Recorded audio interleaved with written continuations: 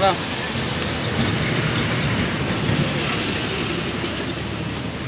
Reels mo kaya yan.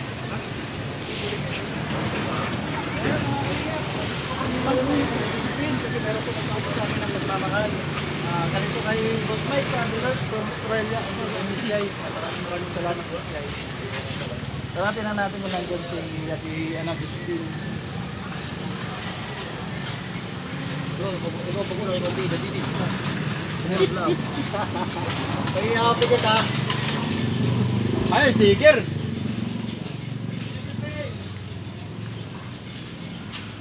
Dito kasi sa mga dito. Dala ako na mabano. May aso dyan.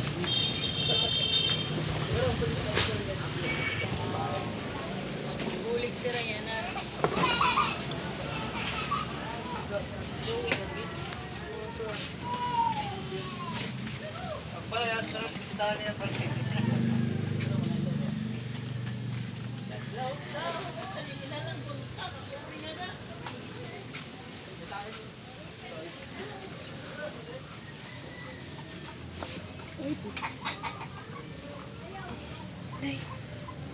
Right.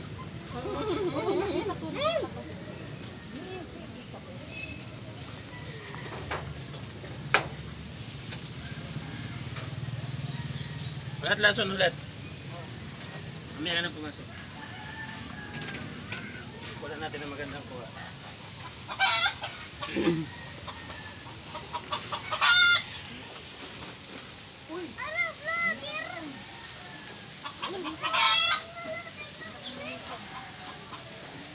Alam mo ba kung bakit nakita kami dito ngayon? Siyempre, kita na eh. Kasi may kalagayan. Mayroon po nagkakot sa akin. Kaya sige na po. Sige ko din. Banyak hirugos niya kasi hirugos. Banyak hirugos. Buwan na. Ayaw mo. Manapin mga kalingap. Makato na sa zero.